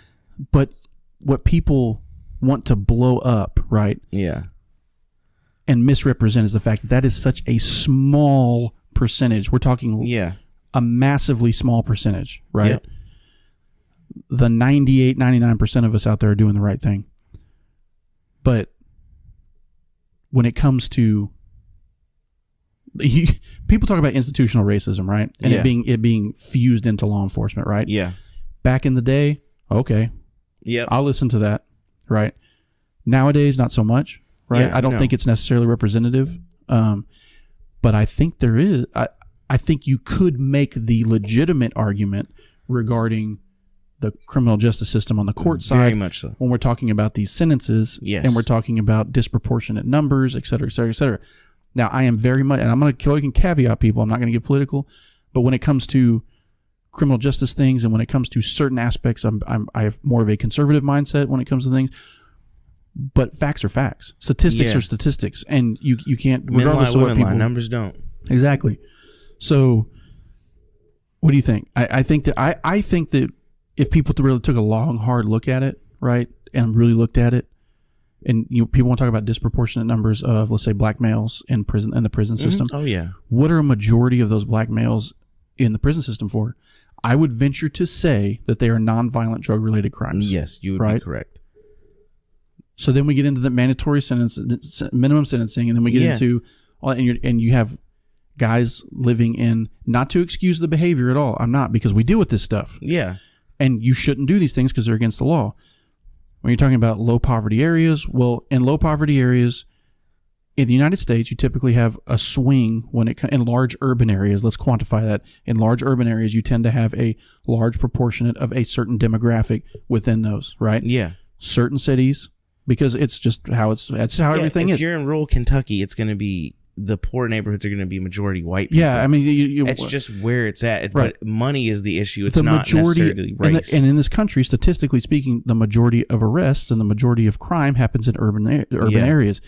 The majority of those things happen in the most impoverished areas of those particular urban environments.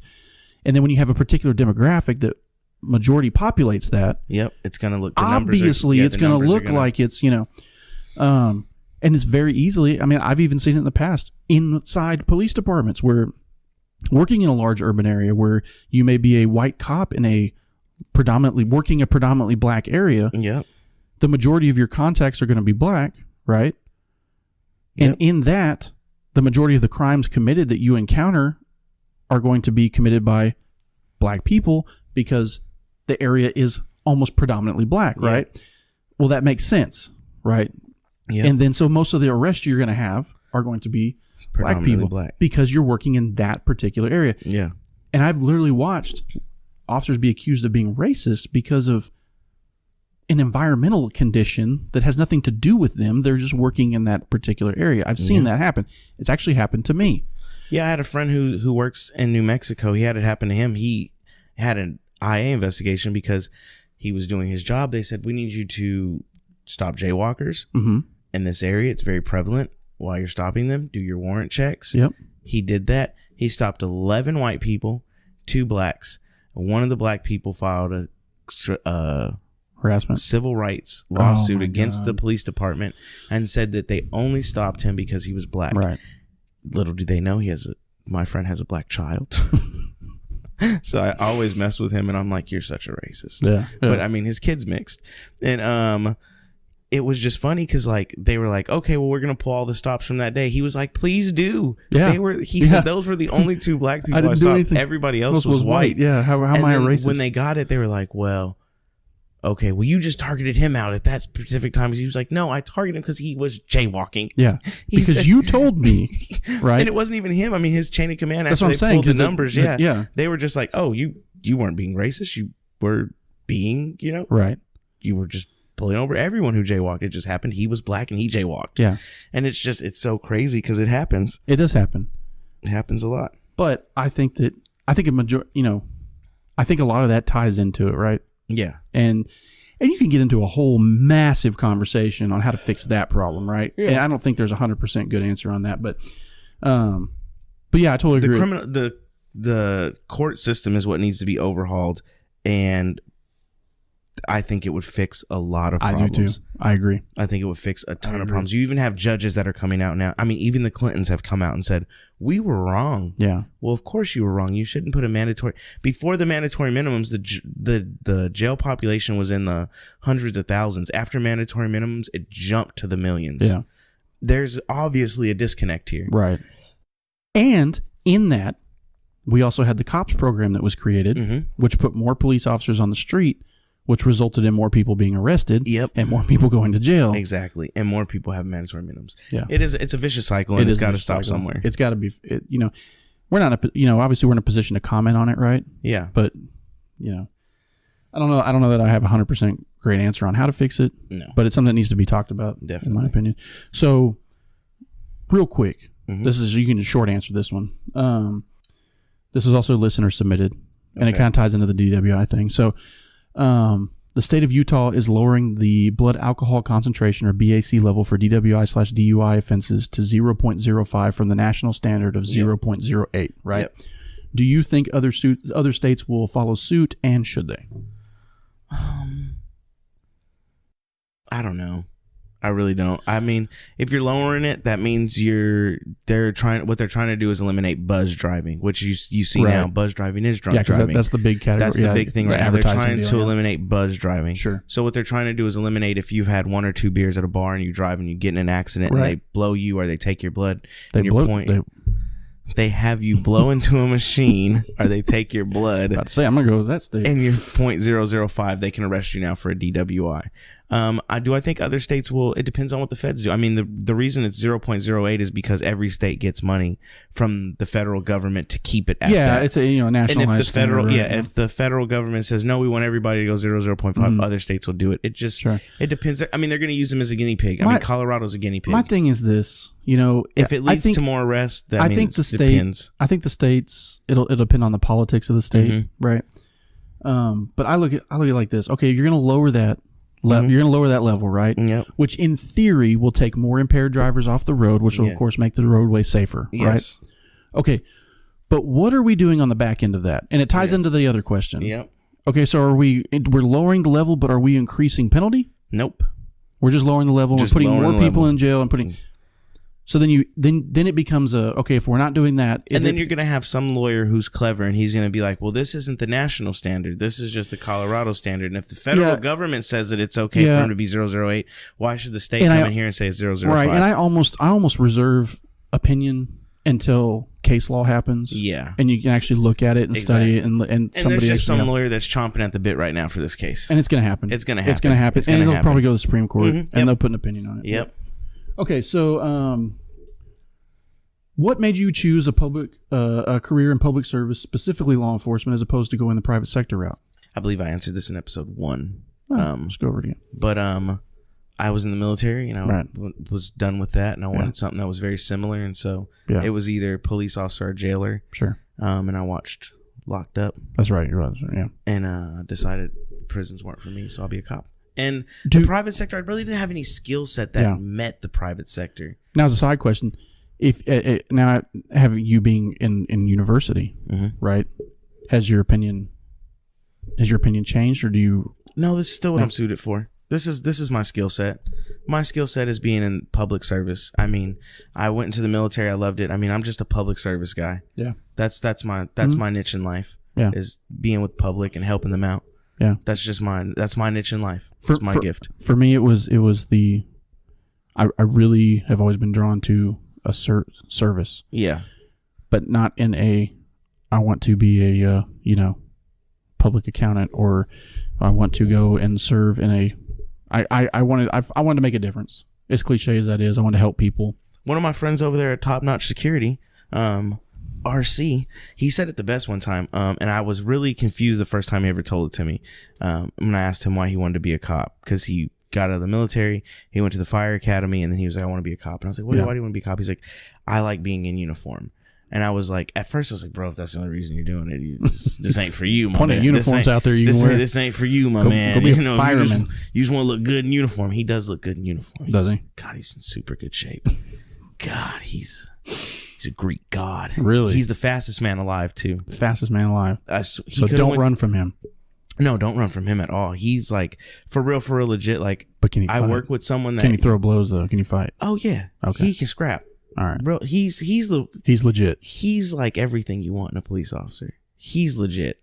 Cool. And yeah, I've seen it. He could have been in the NFL. He's that quick. Oh, no kidding. No kidding. He'll tell you he could have been in the NFL. He just didn't do good in high school. Well, I could tell you I could have been in the NBA. No. I know someone that was in high school with him, and like I always like I believe him because he's my friend. But then I started working with someone that went to high school with him. And he was like, no, he was a real deal. RC could have went to the pros, man. If he would have just did good in school. If I'd applied myself, I could have been an NBA player. Just throwing that out there. That's not true. It's not true. That's not true. I want to believe that though. But yeah, and he, he started explaining it to me. He was like, no, man, like uniform, like service, like I'm supposed to be in a uniform, being helpful to people. And I was like, oh yeah, then for sure, yeah, this is definitely for you. Yeah, absolutely. And so I mean, that's sort of how I am. Like I'm meant to be in some sort of uniform, helping people. I agree. I feel the same way. Yeah, I feel the same way. Although that being said, as I look to the future, right? Because I'm at some point I'm going to get away from this and go to. But look, I started in 2006. It's 2018 now. You're almost there. I'm almost there. I'm getting to that point. Now it's very hard unless you work for a really high paying place to retire at 20. Right, most people are pushing 25, 30 years before they can retire. For 20, I don't care. I've made it a personal mission that when I hit 20, I'm done. Yeah, I'm done. I'm done. So now moving into preparation for that next phase, because I believe that transition needs to be a good foundation built there, right? So that I can easily step off, right? Step off. This podcast is part of that. This podcast is part of that. It's part of that avenue, part of that. But looking at that now and getting more into entrepreneurship, and business and things like that, I'm really liking it. I mean, I'm really like, wow, this is a new challenge. This is something I think I'm good at. And so I can kind of look back and go, I can see how maybe I don't regret it, but like I can see how like I could have easily gone the other route. I just never could see me doing anything else. Yeah, I used to feel that way. I did up until recently. I honestly just don't know what. Like I said that one time. I mean, Miguel Cotto. This is all I know. Prestige worldwide. Yeah, it's us. Prestige worldwide. Science. Security. Okay, this is an interesting question. Okay, I liked this question. Okay. If you were approached to write an autobiography about your life up to this point, okay, what would it be titled and why? What would it be titled? Yeah. Man. Obviously, you know what it's about because it's about you. But what would the title of the book be? I don't know. Probably, dude, I don't know. Like, I've been trying to think. The only thing I could do would probably be like, I would title it like, Grandma's Boy or something like that. Like, because my grandma had such a huge influence. There's already a movie with life. that, though. Yeah, because my grandma's nickname was like Miss Fanny. Like, that's what everyone called her in the neighborhood. So it would probably be like Miss Fanny's kid or something like that. Right. Something like that. Something catchy. Like, because like my uncle, he has a band. He has a band. Allegedly. We all had a band. Allegedly. And his little music. This isn't the one that cried. No, that's not him. This is my uncle who used to be a cop. Okay. His little record company or their like label is Miss Fanny's House. That's cool. Yeah, it's that's pretty cool. Little tribute right there. Yeah. Yeah. So it would probably be something along that lines. Yeah. Something have to do with my grandma. I don't know. I don't really know. I know who I want to play me. Hold on, we'll get to that. Hold on. Can I tell? No. Okay. Go ahead. All right. What's your title of your book? Everybody Poops. There's already a book out like that. Really? Yep. Shit. Maybe it's Everybody Shits. Oh, Everybody Shits. Yeah. Lately, God. Who plays you in the movie? Anyway, so no, I thought about this, right? I thought about this question, and it's hard. That's a hard answer, man, because you look at your life as a whole, right? Mm-hmm. I think if I had to come up with and it's a common phrase, right? Yeah. But I think if I had to come up with one right off the top of my head, it would be like Trial by Fire or something like that. That would be the name of your book. Yeah, something like that. Trial by Fire. Something like that. So who plays you in the movie? Who plays me in the movie? Yes. Man, you know what? I think I know who you're gonna say. Who? Go ahead. I'm not gonna say who you think I'm gonna say. Okay. So the question is for our listeners: if this book is made into a movie, which it would be, who would play you, right?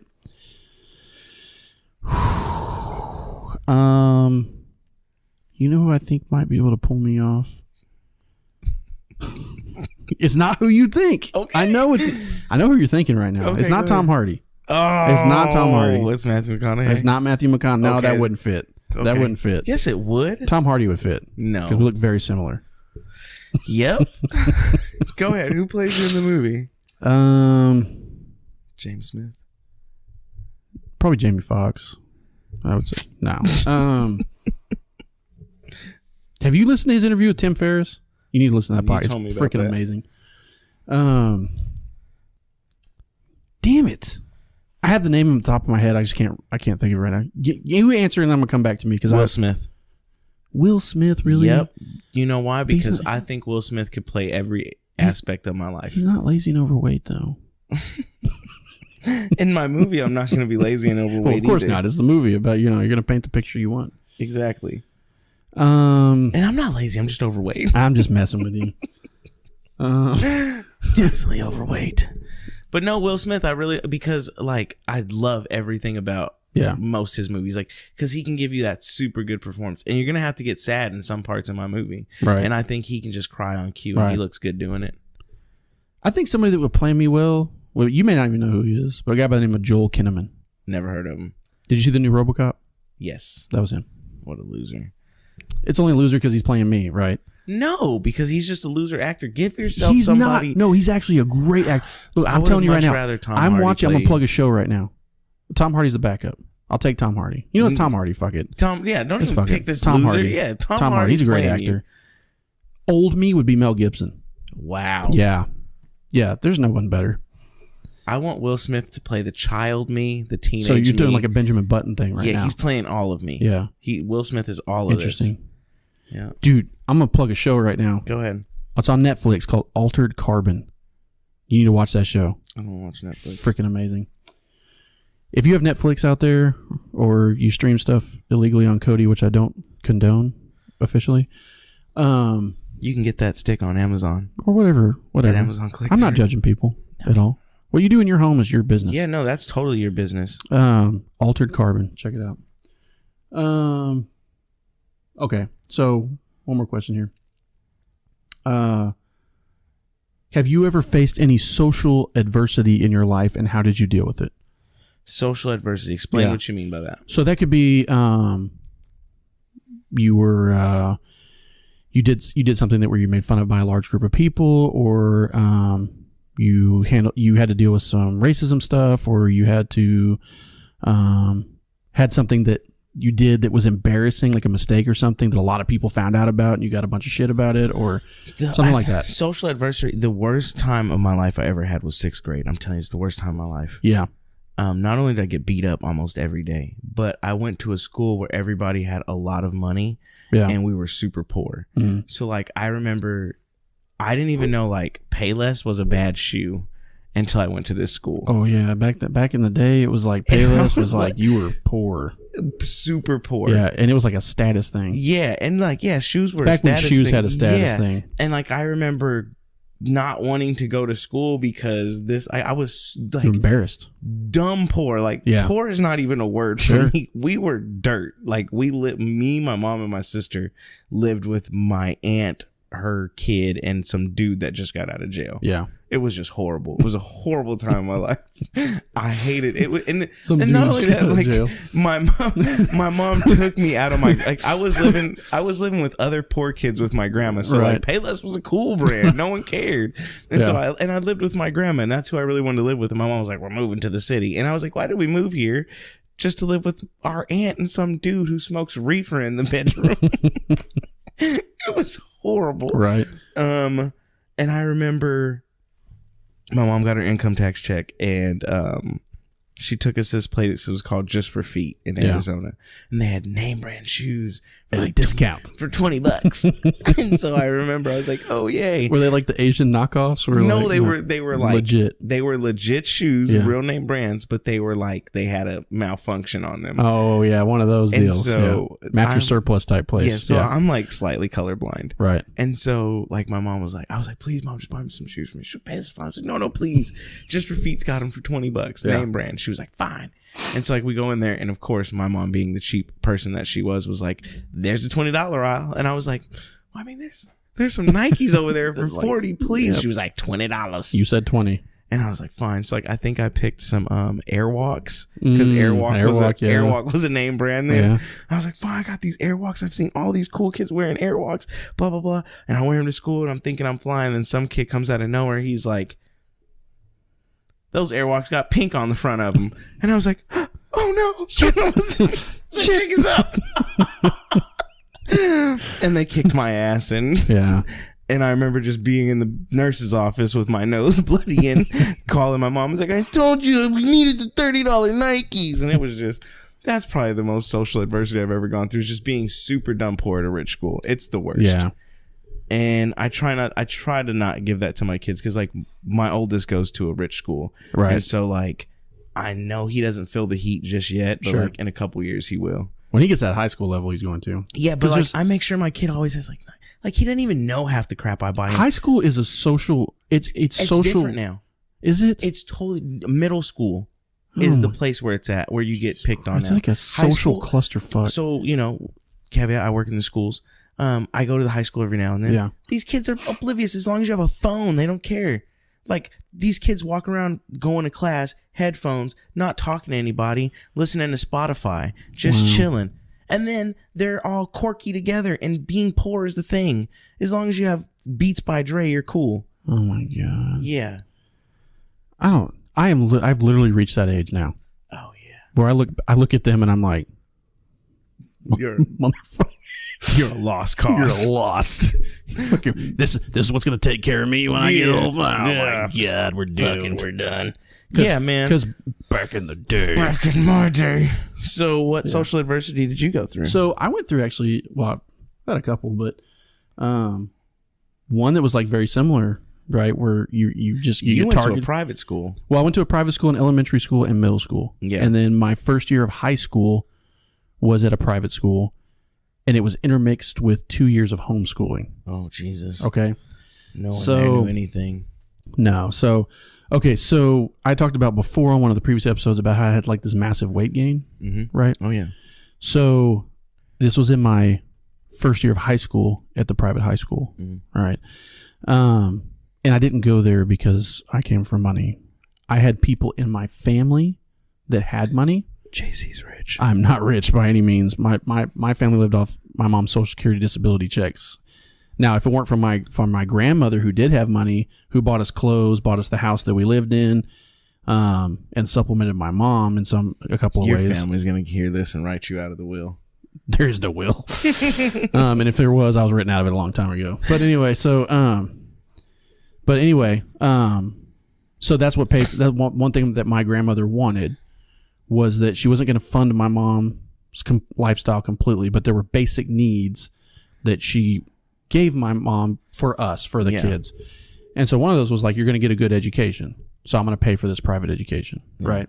Which I'm super thankful for, because I think it seriously benefited me later on when it came to things of my job, like report writing and, articulating things and et cetera, et cetera, et cetera. I think it also helped foster my creative writing side. So, but anyway, so I was freshman year. I was like real awkward, and my mom smoked like super heavily, right? So all my stuff smelled like this I remember growing up, Virginia Slims, Super Slims, menthol, the nastiest, skunkiest cigarettes in the world, literally in the world. Everything I owned was coated in it, right? So there was this kid named Chris. I don't remember his last name. Started with a B. I wish I could remember his last name, because I totally blasted him out on this podcast. Don't do that. He'll sue us. He'd sue me all day long. Anyway, so he just like targeted me. Like he just locked in on me. Like I was like his thing, right? And so there was this one time, and because I was like, I'd kind of lost my athleticism, right? So I tried out for the basketball team, didn't make it, was really upset about that. And so I got put into regular PE, right? Ooh. Well, this loser was in PE, and we had to change out to gym clothes. We had these little gym uniforms or whatever. Yeah. And so he picked on me like nonstop. And was like always threatening to kick my ass and all these kind of things, right? And a couple of times had like pushed me around and things like that. Well, I was scared of him, right? Because I was smaller than him, and he was, he was pretty intense. It's funny. God, it's so funny how like I am now versus like back then. You just want to go back because I'd have tore his ass up. Anyway, so God, I would have painted the walls with him. But anyway. But back then I wasn't like that. I was very much an introvert. I went through this weird like introvert stage, and then put extrovert with the band, and then back down to being a recluse. Anyway, so he like had me targeted in. And so I started, there was 2 different shower areas, right? Yeah. There was the main locker room, and there was another shower area. Well, I used to go to the other shower area because it means I didn't have to see him or his little gang of dudes that like wanted to, they were like following his lead, right? He's the leader of the pack. Well, there was one day where I went into that shower, and I was taking a shower, and I got done, and I walked out, and they're all standing there, and they had moved my towel. So I'm butt ass naked. I'm just standing there, right? So he's like I thought I was going to be raped. I'm not going to lie to you. So, oh my God. So he's like getting right up on me and shit, and like he ends up like knocking the shit out of me. He punched me so hard, like I fell down, and it's all slippery. It's all slippery, and things. But so they were laughing at me and stuff because I fell down or whatever, and then they left. They walked out. So I gather myself back up, and I go to get my towel and my clothes, and I realize they're not there anymore. Now, my PE period was during first lunch period, because there was multiple lunch periods, right? Yeah. After PE, we went to lunch for lunch too. So I'm like, where's my stuff? It's gone. I'm butt naked. The shower area I'm in, nobody can hear me. And so I walk out to the exit to this particular locker room was in this main hallway that was outside, that connected to the gym, that connected to the courtyard for the cafeteria. Oh, this is great. So I sneak up to the door, and I'll peek out, and my stuff is in the courtyard on a bench. No kidding. My clothes, my towel, everything is right there. First of all, I can't believe y'all showered at school. That's disgusting. We had to do a shower before we went back to class. So nasty. Well, it's private deal, but I saw things back then. It was weird, right? It's weird. I mean, we had PE before and after lunch. I don't ever remember anyone ever showering. We just threw on Axe. Dude, this kid, he got a leather weight belt and beat another kid in the shower. Yo, that kid's crazy. Crazy as he's probably in jail now. I hope he is. Anyway, so he's probably a pastor at a church. Probably. He's probably like a great guy now. Probably has like all these regrets in his life and turned it around. He's been looking for you for years. Probably. Sorry. It's like in Billy Madison. Steve Buscemi's got the kill list, and he calls him, and he's like, he's crossed on lid and puts the lipstick on. That's probably him. Might come to my aid someday. But anyway, so JC, is that you? Is that you? I've been looking everywhere. Go ahead. Finish your story. So anyway, I had a decision to make. It's first lunch period. There's people everywhere. So I didn't have my clothes. So I had to run out there and get it. Butt naked. Everyone laughed at you? I'm sure they did. I would have laughed at you. I think I blanked out at that point. I was so like freaking... I'd have been like, hey, look at the pale pasty kid. He's naked. Yeah. I'd have pointed and laughed at you. Look at Tiny Dick. Oh, come on. No one said that. You had your hand over it. I did. I was covering it. Yeah. But I remember I was like so mortified that I hid in there until all the lunches were over. And then I walked to the office and told them I fell down and hit my head. Because I had marks. I told them I fell down and hit my head, and I needed them to call my mom. So that was my... So how did I get past that? Sure. became a cop and bullied other people. Stop. No, edit that out. Obviously, it's a joke. I learned to stand up for myself over time, to not take shit from people. I just moved back to my grandma's. I made my mom take me back. And I never moved with her ever. You don't deserve me anymore. You're not fit for custody. No, I really did. I was like, I don't want to live with you anymore. She buys me the $30 shoes. No, it wasn't even that. It was just honestly being like, I grew up in the sticks. Yeah. So like being poor, no one cared. Right. Like it wasn't until I got to high school again where people actually started caring about what clothes and shoes you had. Sure. And by then I was old enough to buy them for myself. Yeah. So it was just, and I mean, I didn't have like the best shoes, but at least they were Nike. And that's, yeah. If you had a check or 3 stripes on your shoe, no one really messed with you. See, I always hated it because my grandmother's the one that bought our clothes, right? So she would take us shopping. Well, like all the other kids had like the cool latest, like this is back in the day. So we're talking like brands like Stussy and, do you remember Stussy? Never heard You of remember it. the S that everybody put everywhere? No. Quicksilver and like all the surfer brand, all the surfer skater brands. The only S that I ever put up was the Southside S. Yeah, I believe that.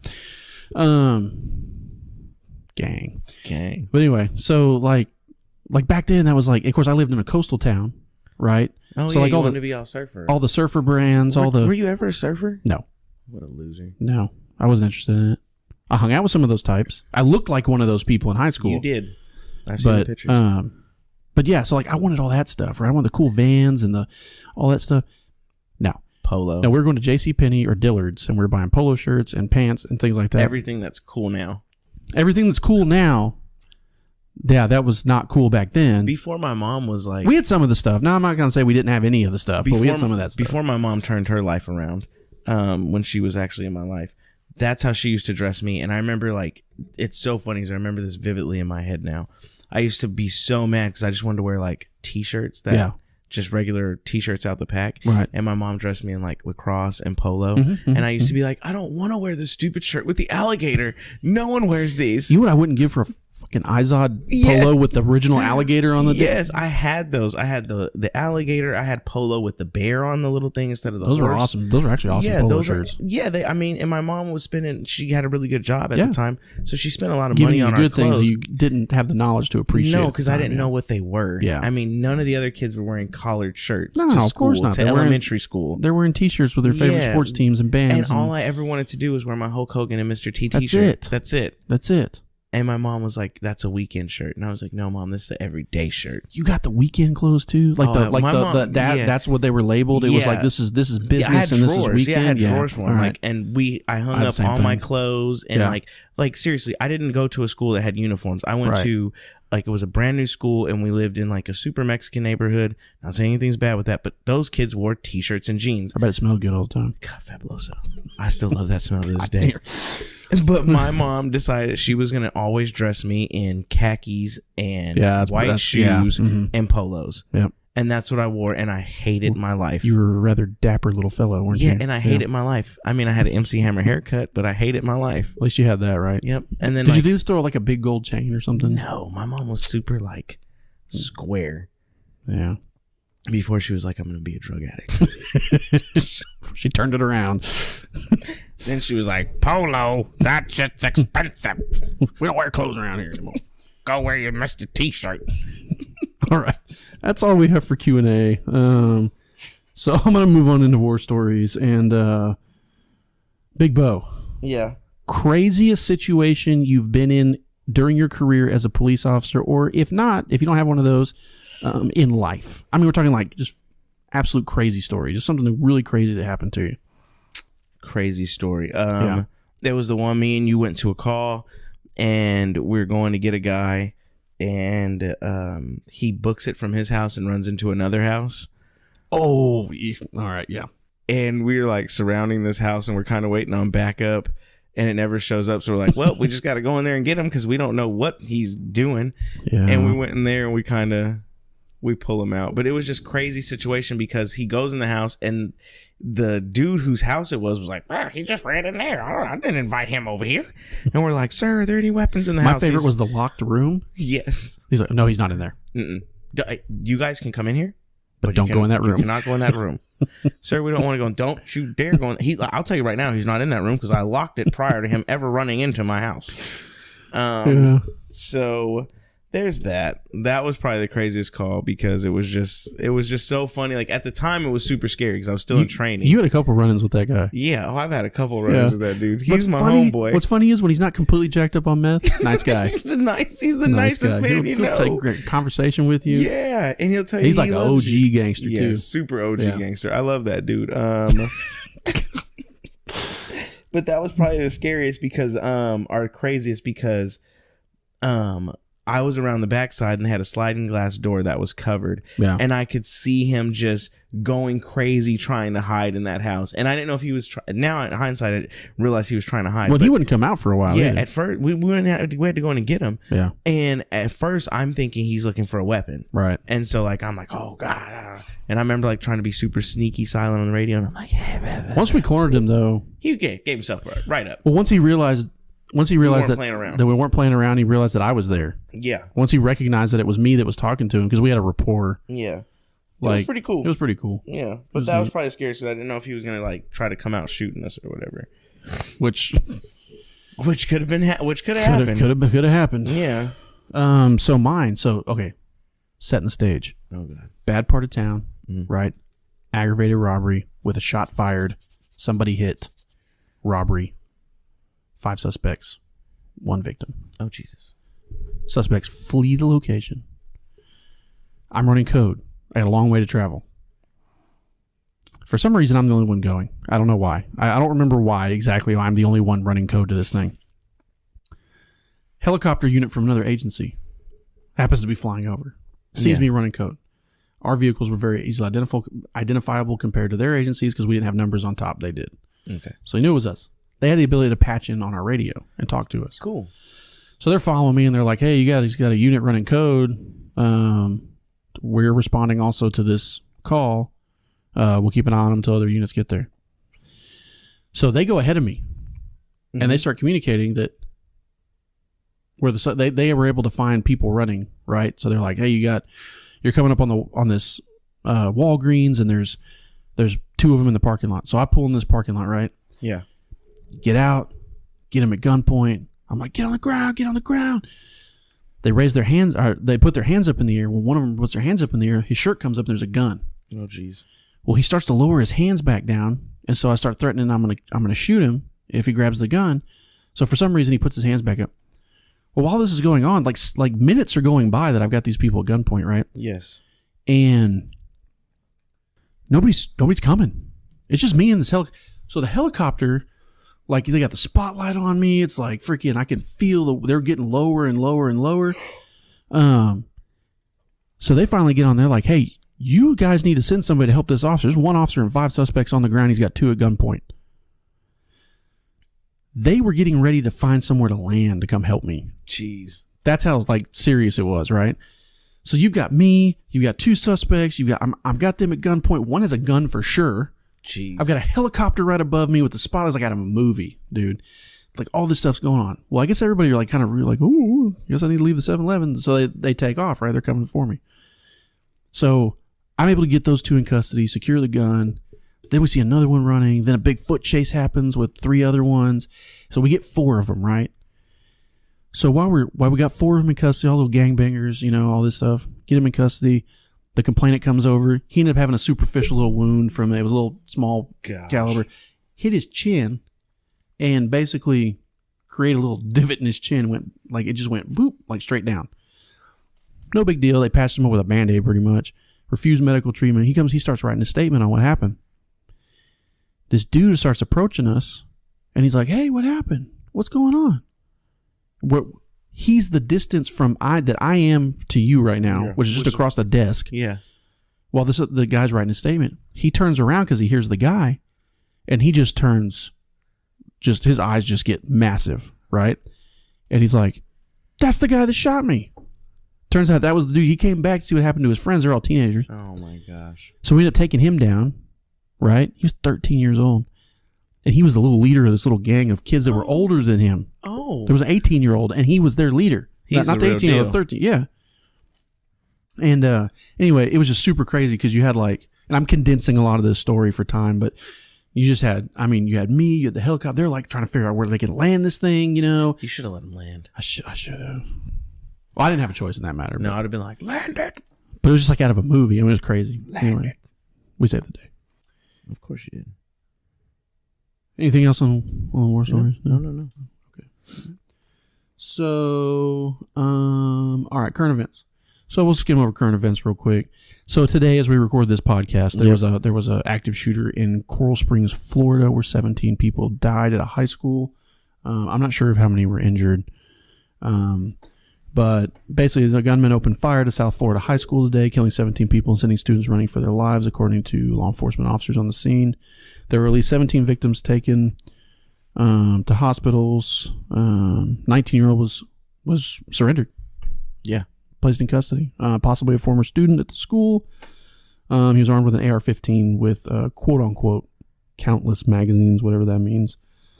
He had been expelled previously for disciplinary issues or whatever. What do you think about that? Well, it touches close to home, man, because, you know, like I say, it's my sector. That's where I work at right now. It's where I'm assigned to. It's really just, you never know.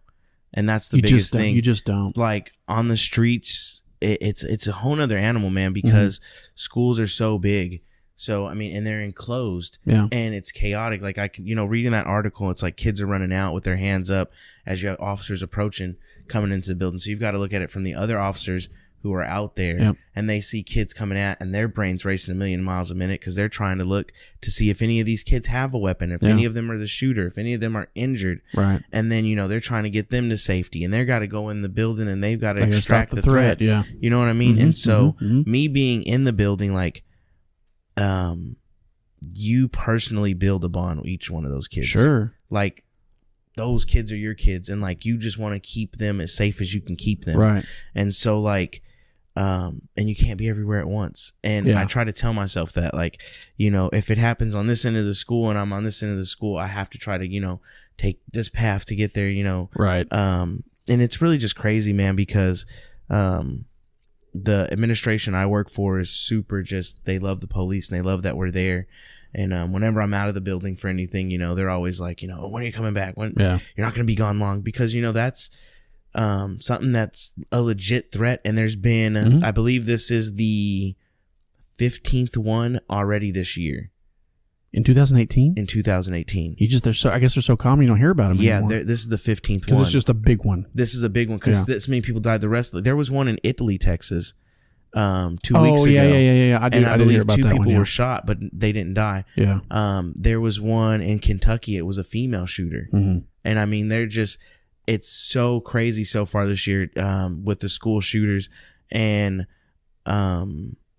I think that school resource officers is definitely a position that's needed. Yeah. I believe it's just like a city. I feel like we have to do a better job, though, securing the schools themselves. You do. But the front doors are open. Yeah. Because you have to have, I get it. I think but most schools I've seen, the front door's open, the rest of the school's locked. Where we live locally, right, in our town, most of the schools, you have to buzz in. Yeah, I've seen that. Yeah, which I like. That may be something that's needed. Yeah. And it's. I think campus, or I think ISDs are independent school districts. I don't know if they're called independent school districts everywhere in the United States. Oh yeah. I think there's probably different names for them, but here they're independent school districts, and I think that there really needs to be some way to consolidate, even if you have like smaller school districts, right? Where they need to band together with other smaller school districts and create their own little police forces. Oh, I 100% agree. Or the school that's in the town that you work in, they at least need one per school. Yeah, I agree. Just like me, like I cover a middle school and an elementary. Right, yeah. And so I go back and forth, but most of my time is spent with the older kids because they're more of the threat. to themselves. You know right. what Yeah. I There's mean? more issues. Yeah. Yeah, there's more issues, fights and rumors and, somebody touched me, somebody touched blah, blah, blah, blah, blah. The little kids are just little kids. You know what I mean? Yeah. But it's not to say that someone won't come in and try to harm them. Sure. Yeah. And that's my biggest fear, is just trying to be everywhere at once. And I think that there should at least be one in each school in America. Or something. Yeah, there should be something, and like... I think hardened security measures, like... I think that there should at least be one officer or one security guard in every school. Yeah. At least a security guard that has access to a radio and a dial phone. And I think you should have armed security guards. And I think that those security guards should receive training from the local police department. Yeah, so at least they work together. Yeah. That's my take on that. Yeah. That's all I'm going to say about that. I'm with you with that.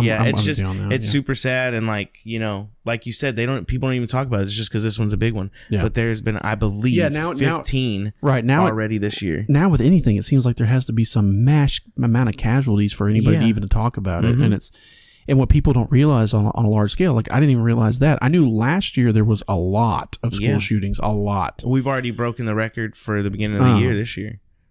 But it's I think it's not talked about. Yeah. So people don't think it happens. Exactly. They hear about this and they're like, there was a police chief that was one of the instructors at my academy, and he's part of the Chiefs Association. He went to Israel. Yeah. And was after some school shootings. And the dude from Israel, one of the police chiefs over there, was like, how come you guys don't have cops in every school? Yeah. And he was like, well, there's not really Israel, a need. They don't screw around. Yeah, he's like, oh, there's really not a need. And he said something that he immediately, when he came back, he made a position for the schools in his city, because the chief over there was like, oh, it's just because there hasn't been enough bloodshed yet. Yeah. And when enough kids lose their life, that's when you guys will wake up. Yeah. Because, it was prevalent in Israel in the 70s. People were doing that. Well, look at terrorism. Yeah. Right? We were combating terrorism, kind of, but it really took 9/11 to happen for us to take it seriously. Yeah. And it's the same way. And to take or to fight it the way that I would. And he said it the best. Like, I hate that it takes that, but sometimes it does. And it's the same thing in our business. Yeah. For some departments to change. Yeah. It takes somebody getting killed. It does. And it's an incredulous thought. It is to even think that, but. A lot of people just like in the military, they always say a rule doesn't come out until someone does it. Yeah. And it's the same thing. Well, we get stuck in that. Well, that's just the way we always done it.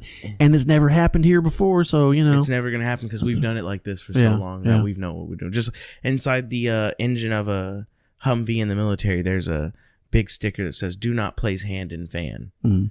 And because somebody stuck their fucking hand in a fan.